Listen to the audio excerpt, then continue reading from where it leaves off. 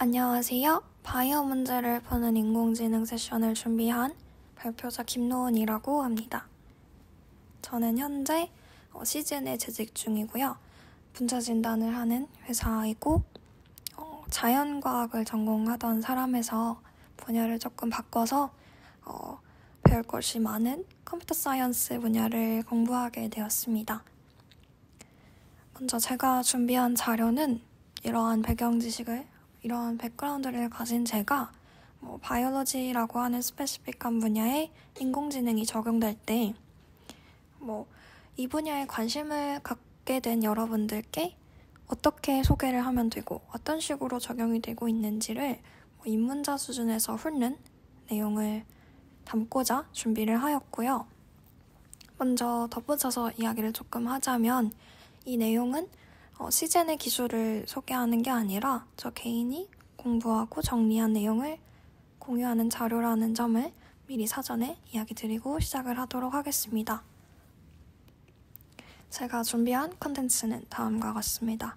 먼저 Problem Definition이라고 하죠. 간단하게 핵심이 되는 문제를 정리를 한 이후에 크게 메디컬과 마이크로바이올로지 리서치라고 하는 두 필드로 나누어서 인공지능의 어플리케이션 사례를 소개할 예정이고요. 구체적인 사례 소개가 끝난 이후에 마지막으로 제가 개인적으로 생각하는 견해를 이야기 드리고 발표 마치도록 하겠습니다. Problem Definition 순서입니다. 여러분이 바이올로지 분야에 대한 배경 지식이 아예 없는 사람이라고 가정을 해볼게요.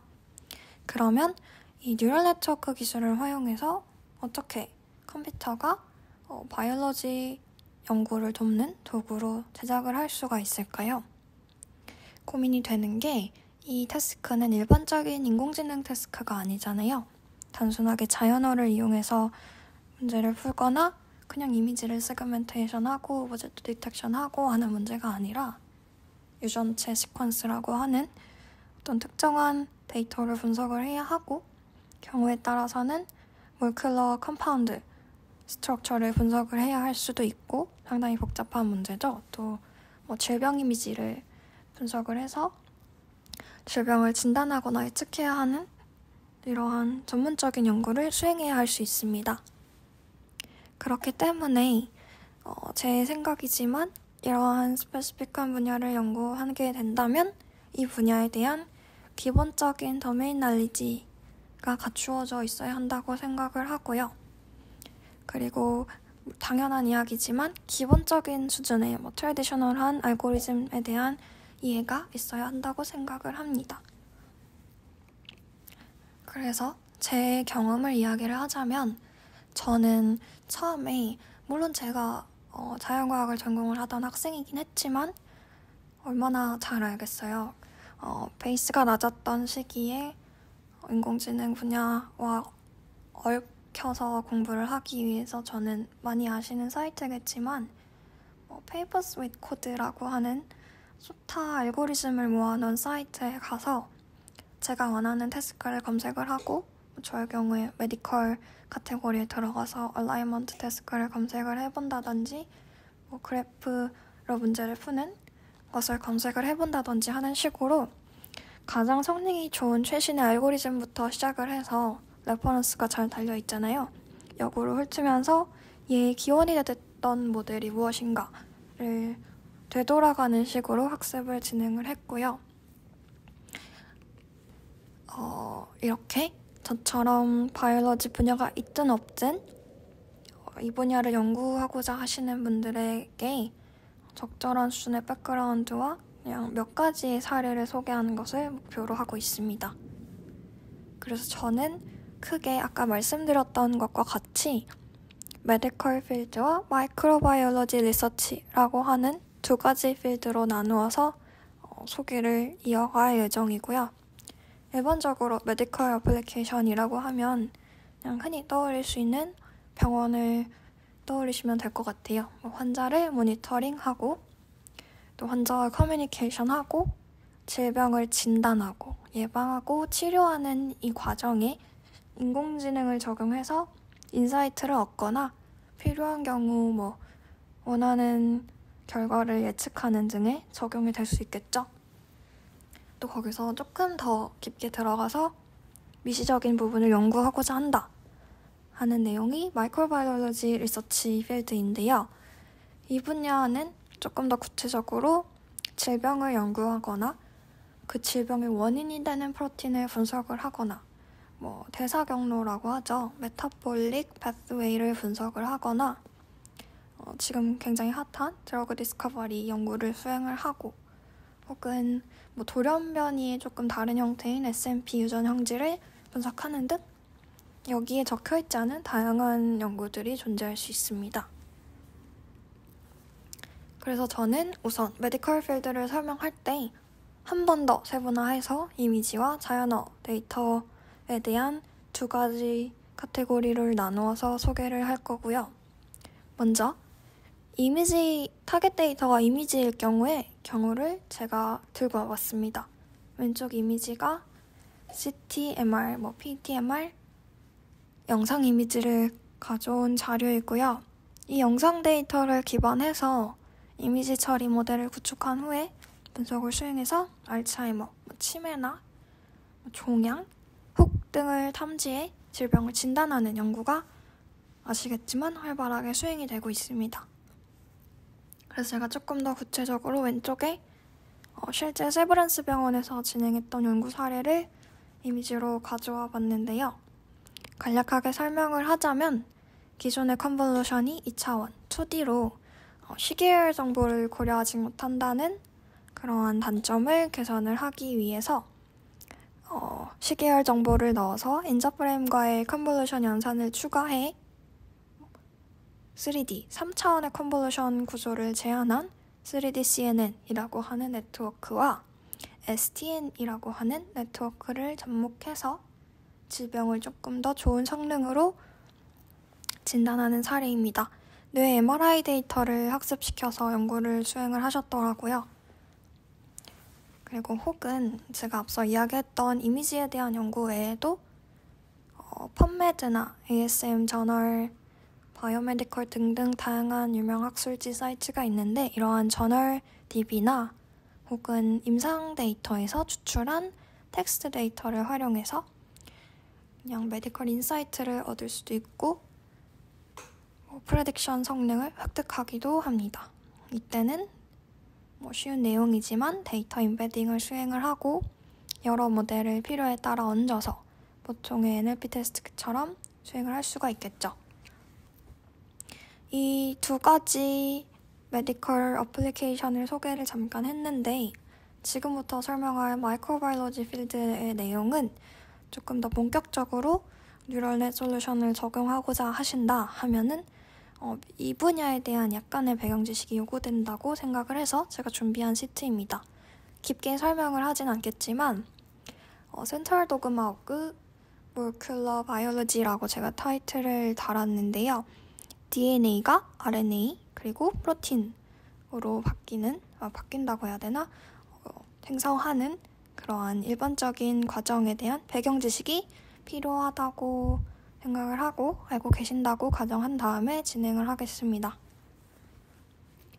물론 이렇게 구체적으로 프리-RNA나 프리-mRNA나 엑손, RNA 스플라이싱에 대한 구체적인 이해는 필요가 없을 것 같고요. DNA가 다들 고등학교 때 배우셨던 ATGC 염기서열로 구성되어 있고 RNA나 프로틴, 아미노액시드라는 구조에 대한 기초 수준에 대한 이해가 있으면 된다고 생각을 합니다.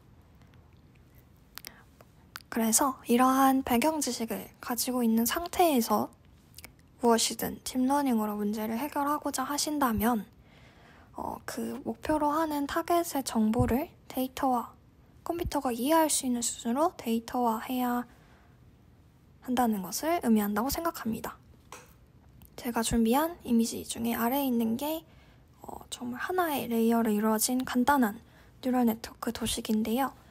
위에 있는 뉴런을 모사한 아래의 뉴럴 네트워크 도식과 같이 원하는 데이터를 컴퓨터에 집어넣기 위해서는 데이터 레프레젠테이션이라는 과정을 거쳐야 합니다. 그리고 제가 이 분야에서 사용되는 표기 방법이나 레프레젠테이션 기법들을 몇 가지 가져와 보았는데요. 마이크로바이올로지 분야의 일반적인 컴파운드 표기 방식은 크게 복잡한 컴파운드 구조를 표기하는 스몰스가 대표적이고 NGS 등에서 사용되는 파스타, 파스큐 포맷이 있고요. 또 이러한 표기법을 표기 시퀀스를 활용을 해서 레프레젠테이션 하는 기법들이 여러 가지가 있죠. 지금 제가 우측에 준비한 테이블이 왼쪽에 있는 복잡한 컴파운드 이미지를 순차적으로 몰큘러 포뮬러, 분자식, 그리고 시퀀스, 마지막으로 스몰스 폼으로 표기한 것을 나타냅니다. 마지막에 있는 스몰스는 상당히 데이터가 길지만 막대 바나 여러 가지 표기를 활용해서 단일이나 이중결합까지도 나타낸 것을 확인하실 수 있습니다. 어쨌든 이러한 표기법 외에도 일반적으로 고정된 문법을 따르기 때문에 스몰스로 많이 표기를 하는데 이 표기법을 활용한 데이터 레프레젠테이션 기법 중에 가장 대중적인 게 몰큘러 핑거프린트라고 하죠. 바이너리 비트 벡터로 표현하는 방식이 있고요. 제가 좌측에 준비한 이미지도 ECFP라고 적혀 있죠. 핑거프린트 기법 중에 하나인데 이 아톰 하나하나를 그래프의 노드처럼 인지를 하고 반지름의 너비에 따라서 주변 노드 정보를 가지고 와서 해싱 펑션 처리를 하는 아주 트레디셔널한 레프레젠테이션 기법입니다. 이거 외에도 매트릭스 기반으로 표현을 하는 등의 여러 가지 다양한 표기법이 있는데 최근에 신경망 연구가 두드러지면서 대중적으로 사용되었던 게 우측에 나타난 GCN, 그래프 컨볼루션 네트워크라고 하는 구조입니다. 간단하게 설명을 하자면 여기에 본드 정보를 넣기는 힘들지만 하나의 컴파운드를 하나의 네트워크라고 생각을 해서 적혀있는 보시는 것처럼 히든 레이어 하나를 넘어갈 때마다 이 노드의 프로퍼티를 함께 획득을 하고 또 그 노드에 대한 피처를 생성하는 알고리즘이라고 할 수 있습니다. 사실 그 외에도 이러한 복잡한 레프레젠테이션을 거치지 않고 그냥 그 시퀀스 자체를 인지를 해서 NLP 네트워크를 적용해서 벡터 임베딩을 수행하기도 하는데요. 태초에 워드2벡 다들 아시죠? 이 워드2벡에서 출발을 해서 문장의 로컬 컨텍스트를 활용해 양쪽 토큰 두 개에서 아웃풋 토큰을 획득하는 워드2벡터 방식에서 시작을 해서 하나의 단어마다 하나의 벡터가 나오는 치명적인 단점을 극복하고자 엘모라고 하는 친구가 등장을 하죠.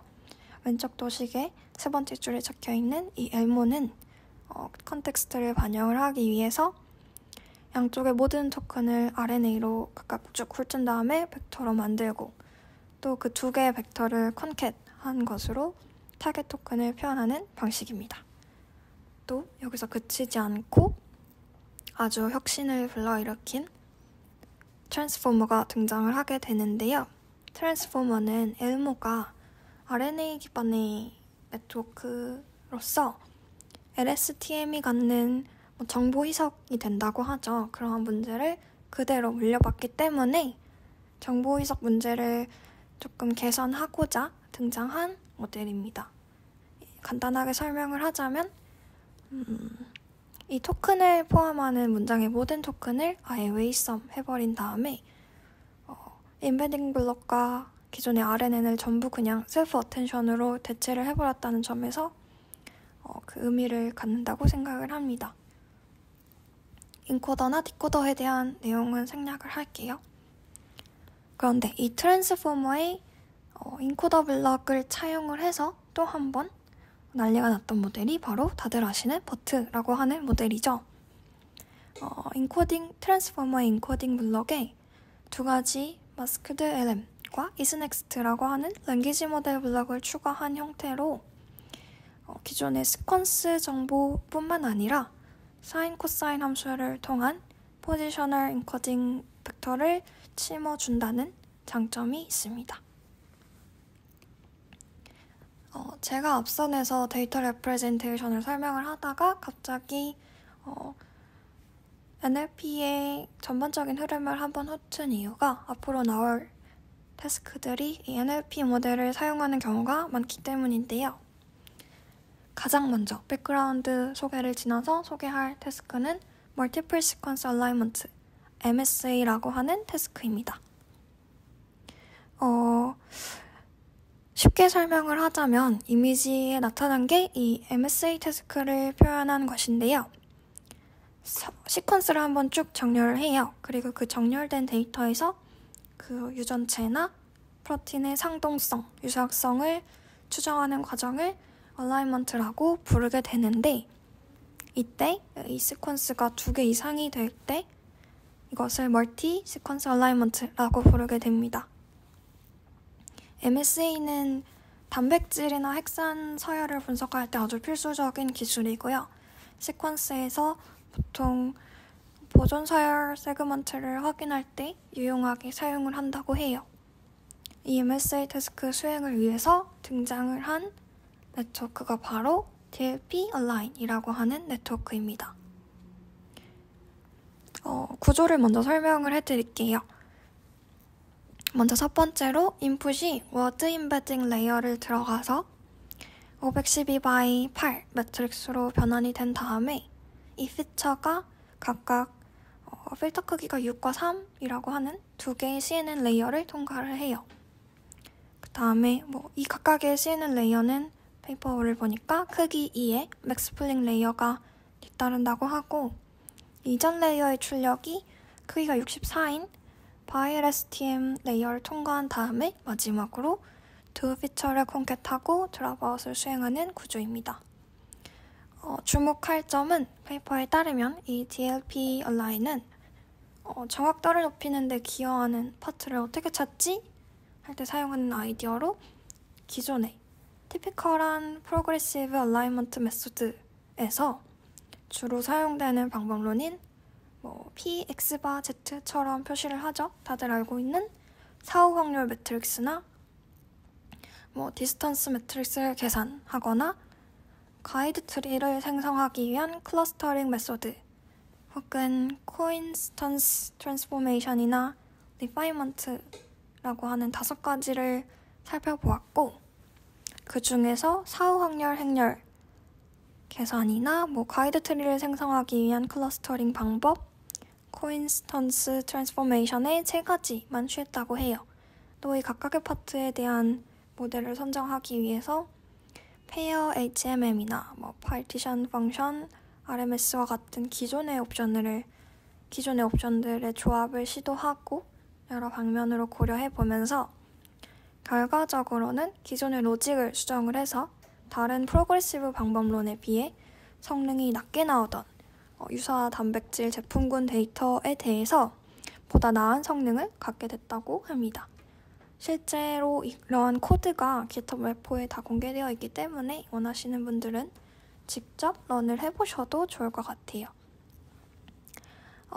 그리고 이와 유사한 태스크로 제가 가져온 건 프로틴 세컨더리 스트럭처 프레딕션이라고 하는 태스크예요.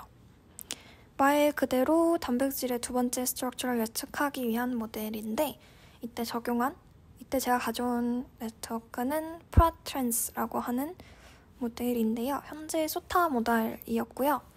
제가 오른쪽에 정리해놓은 것과 같이 오토레그레시브 랭귀지 모델 2개, 트랜스포머 XL과 XLNet에 더해서 오토엔코더 모델, 버트와 알버트 2개를 적용을 해서 구현이 되어 있었습니다. 이 세컨더리 스트럭처라고 함은 알파 헬릭스와 베타 플리시트 각각 코일과 지금 보시는 이미지와 같이 코일이나 평평한 판의 형태로 이루어진 단백질의 2차 구조는 그 내부의 수소 결합에 따라서 결정이 된다고 하는데, 이거가 중요한 이유가 점진적으로는 3, 4차 구조에 또 영향을 미치고, 이게 단백질 변이나 그게는 질병 발생에 영향을 미치기 때문에 중요한 분석 대상이라고 하네요. 트랜스 네트워크의 구체적인 다른 네트워크와의 비교 레이어 설계 명세 테이블입니다. 버트 기반으로 작성이 되어 있었고 중요한 점은 시퀀스를 하나의 다큐멘트처럼 인식을 해서 구현이 되었다는 점이 다른 모델들과 차별화가 된다고 하네요. 그리고 제가 앞서 말했던 것과 같이 프로틴은 그 내부의 특성에 따라서 각각의 디스턴스나 앵글로 결합을 하게 되는데 이 특정한 3차원 구조가 계속 변동을 하고 그렇기 때문에 실험실에서 검증하기가 어렵다고 해요. 각 기능에 따라서 특정 기능을 나타내는 이 중요한 구조가 실험실에서 알아내기 어렵다니 굉장한 난제죠. 심지어는 시퀀스 변이에 따라서 프로틴 변이나 또 질병이 발생하기도 하기 때문에 많은 관심이 부어있던 분야였고 그런데 제가 가져온 자료가 딥마인드의 알파폴드 공식 사이트에서 가져온 자료거든요. 그런 의미에서 이 딥마인드가 발표한 프로틴 4차 구조 예측 알파폴드는 큰 파격을 불러일으킬 수밖에 없었죠. 그래서 개괄적인 구조만 제가 이야기를 드릴 건데 먼저 데이터베이스에서 시퀀스를 가져온 다음에 뉴럴넷 자체적으로 구축을 했겠죠. 뉴럴넷에서 학습을 시키고 디스턴스나 앵글을 예측해서 기존의 구조와 비교를 하는 모델이라고 이해를 했습니다. 제너레이션 하는 단계에서 딥러닝이 사용이 되었겠죠. 그리고 다음으로는 조금 다른, 지금까지는 단백질 시퀀스랑 스트럭처를 살펴보았는데 조금 다른 문제인 드러그 디스커버리 분야의 태스크를 가져와 봤습니다. DTI라고 하는 드러그 타겟 인터랙션 태스크에 대한 네트워크인 DeepDTA 모델인데요. 간단하게 설명을 드릴게요. 먼저 이 모델은 바이오인포메틱스 저널에 등장을 했다고 하고 이 태스크를 수행을 하기 위한 가장 기초적인 모델이기 때문에 제가 가져왔어요. 드럭과 시퀀스 데이터가 들어가는데 어피니티 스코어를 측정을 하고자 궁극적으로는 리그레이션을 하는 내용이에요. 그런데 간단하게 말해서 시퀀스 정보를 아주 예전에 쓰던 기법이라고 해요. 컨볼루션을 돌려서 이 시퀀스 데이터를 인코딩을 하고 피처들을 컨캣한 이후에 뉴럴넷에 올려서 진행을 하게 되는데 이 컨볼루션 과정을 조금 간략하게 설명을 한다면 컨볼루션이라는 것 자체가 로컬 컨텍스트가 있으면 윈도우를 보고 인코딩을 하고 또 반복하고 끝까지 진행해서 벡터를 얻는 거잖아요. 시퀀스에 대해서도 동일하게 순차적으로 이동을 하면서 이 과정을 수행을 해요.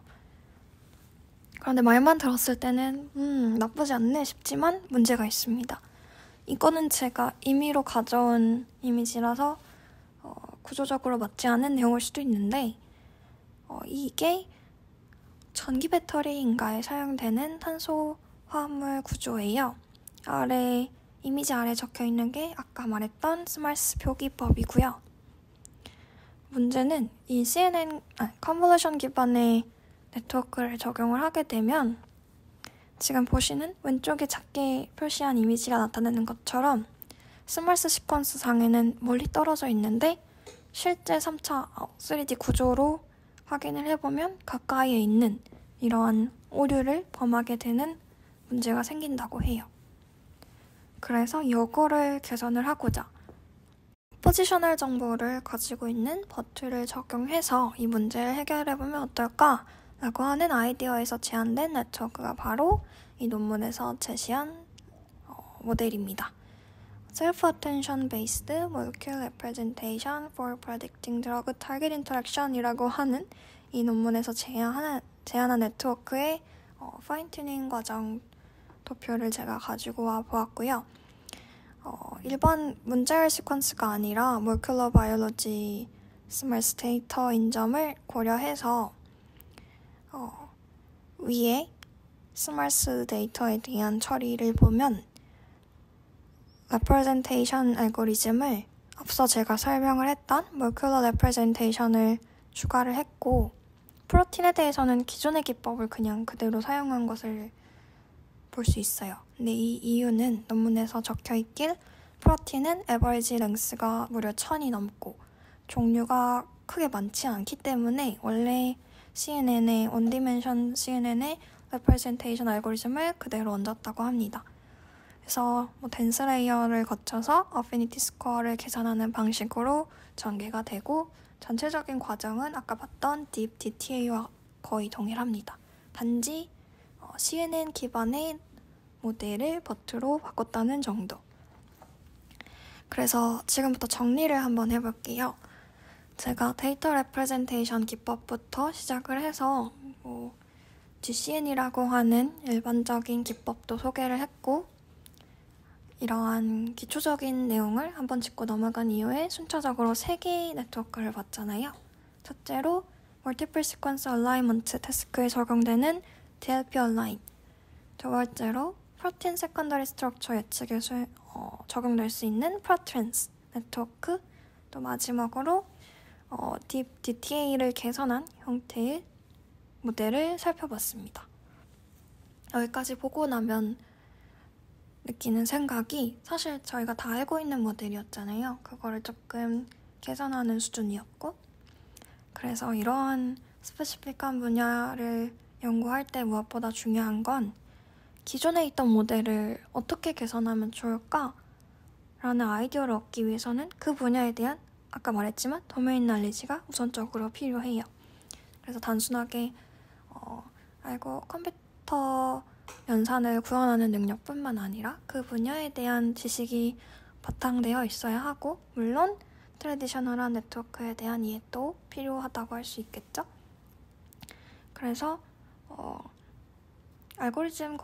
네트워크 공부뿐만 아니라 이러한 배경 지식을 함께 공부하시면서 연구를 수행하시고, 제가 아까 알려드렸던 사이트의 소타 논문을 훑으시면서 공부를 하신다면 금방 좋은 성과를 얻으실 거라고 생각합니다.